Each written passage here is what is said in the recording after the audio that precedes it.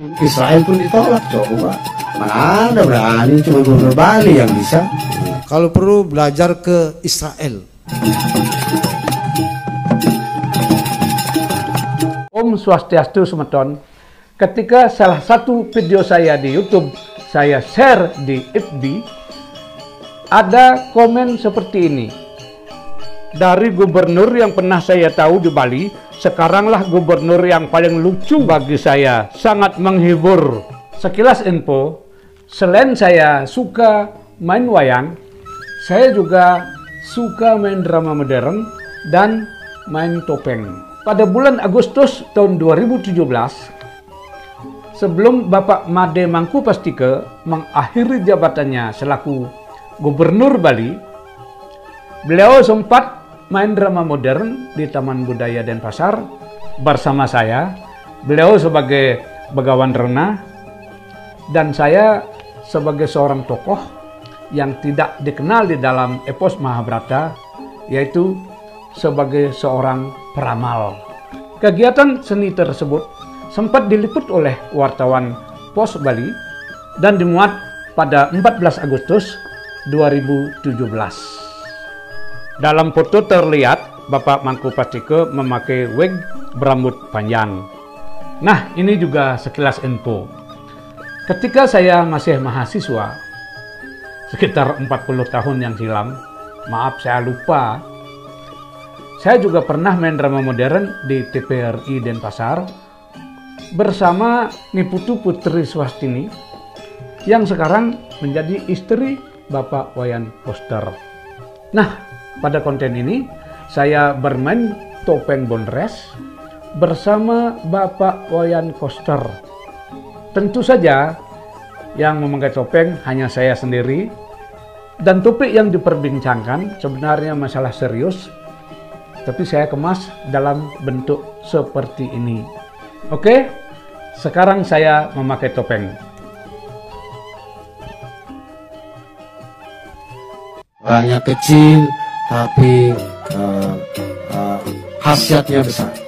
Seperti cabai rawit ya Pak ya. Kecil tapi pedas. Itu. Coba aja tim Israel pun ditolak, coba. Mana ada berani, cuma gubernur Bali yang bisa. Ya benar Pak. Siapa lagi yang berani seperti itu? Tapi saya dengar Bapak Ganjar Pranowo juga ikut. Kalau perlu belajar ke Israel. Main timnas sepak bola Israel Bapak usir. Sekarang Bapak menganjurkan belajar ke Israel. Apa kita belajar sepak bola ke Israel? Pangan di Bali ini, Oh, tentang pangan. Kirain tentang sepak bola. Bagaimana Pak tentang pangan di Bali Pak? pangan di Bali ini sudah saya petakan untuk 9 kebutuhan dasar hidup, itu cukup. Bahkan produktivitasnya masih bisa ditingkatkan. Oh ya? Lalu masalahnya apa Pak? Cuman Kadis Pertaniannya yang kurang progresif. Oh begitu Pak. Wih, Dewa Ratu. Sebenarnya menurut Bapak bagaimana Pak? Jadi bisa ditingkatkan sebenarnya. 1 hektar sawah yang tadinya hanya 2 kali panen itu bisa ditingkatkan menjadi 3 kali panen. Dan harus ada inovasi, lahan kering bisa dijadikan sebagai pertanian modern. Itu sekarang banyak metodenya yang sangat berhasil. Tidak lagi pertanian konvensional, tapi pertanian berbasis teknologi. Oh begitu. Terus bagaimana Pak? Kalau perlu belajar ke Israel. Nah, begitu Pak. Yang luar biasa. Nggak punya lahan subur, tidak ada air, tapi pertaniannya sangat maju karena teknologinya sangat maju. Embun diolah jadi air tanaman. Oh ya masuk akal Pak. Kalau embun diolah menjadi air itu ya masuk akal. Kalau batu diolah menjadi air baru luar biasa. Oh ya, Bapak tadi mengatakan Kades Pertanian kurang agresif. Om Swastiastu, Bapak Wayan Sunade, betulkah Bapak kurang agresif? Kalau benar, kira-kira apa kendalanya? Kalau boleh saya tahu, maaf ya Pak ya, ini hanya bercanda. Kira-kira bagaimana perasaan Bapak ketika Bapak Wayan Koster mengatakan Bapak kurang agresif? Ya, mungkin Bapak sebagai bawahannya ya terima-terima saja Pak. Pak Wayan, kalau boleh saya usulkan, mohon membina bawahan tidak seperti ini Bapak. Mungkin Bapak bisa meniru bagaimana seorang gubernur memberikan motivasi, koordinasi dengan bawahannya seperti yang dilakukan oleh Bapak Kang Deddy Mulyadi ini Pak. Ampura Pak. Bukan saya ingin membanding-bandingkan. Assalamualaikum warahmatullahi wabarakatuh. Sampurasun. Terima kasih Pak Bupati, Wakil Bupati, Sekretaris Daerah, para kepala organisasi perangkat daerah, provinsi dan Kabupaten Subang. Kemudian juga dari pimpinan perusahaan BYD, saya ucapkan terima kasih. Yang pertama bahwa saat ini kita punya kebijakan untuk satu, melindungi seluruh investor yang di Jawa Barat. Upaya pelindungan itu kita lakukan bukan hanya perlindungan keamanan berinvestasinya, tetapi juga kenyamanan investornya. Saya sampaikan, pemerintah Provinsi Jawa Barat hari ini menyiapkan dana sekitar 40 miliar untuk memberikan jaminan keamanan para investor di seluruh Jawa Barat. Ini penting. Kenapa penting? Ini adalah bagian komitmen pemerintah. Itu yang pertama. Yang kedua, pemerintah Provinsi Jawa Barat berkomitmen terhadap infrastrukturnya. Jaringan jalan menuju lokasi, kemudian aspek apa saja yang belum terpenuhi, maka kita akan berikan jaminan. Ketiga, kita juga memberikan jaminan untuk bagaimana rekrutmen tenaga kerjanya berjalan secara baik dengan sistem digital. Kita tidak lagi kira-kira seperti itu Pak. Bila perlu, Kades Pertaniannya ajak terbang ke Israel Pak untuk melakukan studi banding. Begitu Pak. Terus beri fasilitas atau anggaran yang secukupnya gitu. Ampura Pak, saya tidak bermaksud menggurui atau apa Pak. Ini hanya usul Pak. Bagaimana kalau Bapak memperbaiki gaya komunikasi Bapak? Memang ada beberapa orang menilai Pak, gaya komunikasi Bapak itu ya tidak begitu bagus lah, kalau tidak mau disebut jelek. sorry Pak, sorry. Kita hanya bermain bonres Pak.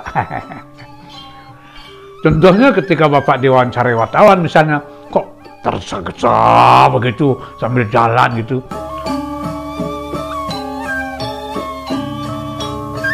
Nah, sekarang tentang kepariwisataan Pak.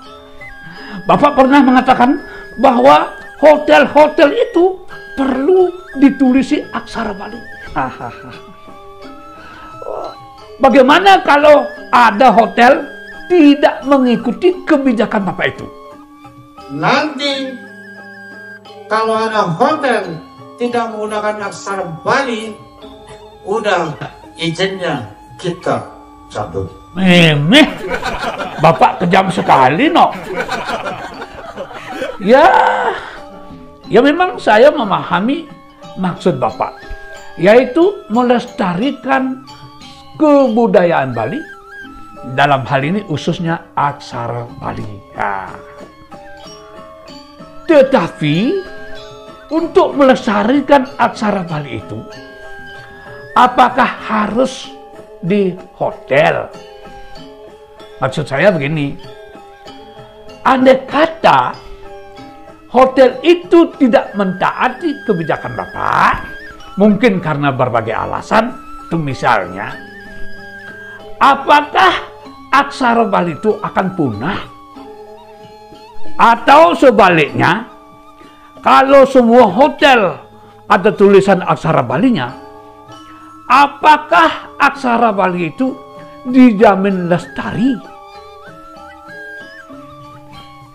Kalau menurut saya, kalau memang betul-betul kita serius melestarikan aksara Bali itu, di sekolah-sekolah kita beri semangat anak-anak dan para guru untuk meningkatkan kualitas pembelajaran aksara Bali itu. Atau di desa-desa kita bangun pasraman yang ada kurikulum menulis dan membaca aksara Bali. Kesimpulannya, untuk melestarikan aksara Bali itu sebagai kearifan lokal, tidak cukup hanya dengan menulis di papan nama saja, baik di hotel maupun di kantor-kantor dan lain sebagainya. Apa Bapak yakin kalau masyarakat itu akhirnya pintar membaca dan menulis aksara Bali berkat membaca aksara Bali yang ada tertera di papan nama itu? Nah, andai kata Pak, sekali lagi andai kata ada hotel yang tidak menulis aksara Bali, Bapak cabut izinnya. Wah, berapa ribu karyawan hotel di PHK. Itu artinya Bapak mengatasi masalah dengan menciptakan masalah yang lebih serius.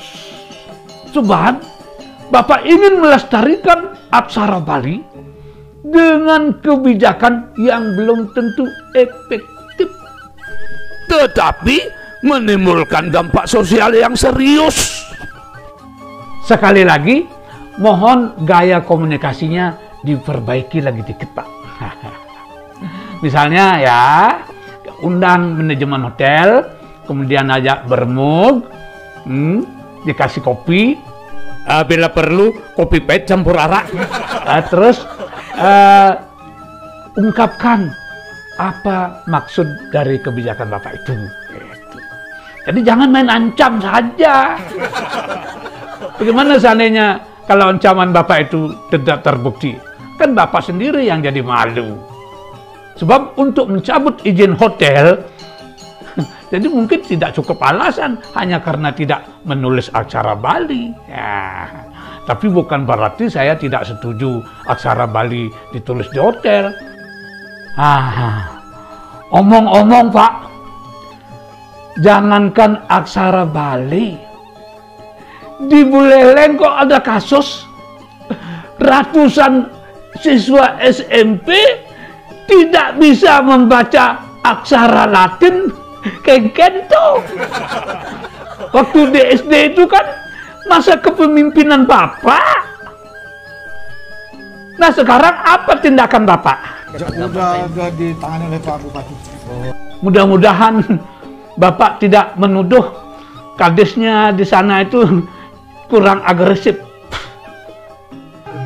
Ini semeton, saya tutup dengan ucapan Pramasanti. Om Santi Santi Santi Om. Om Loka Samasta Sukhino Bhavantu. Semoga semua makhluk hidup berbahagia.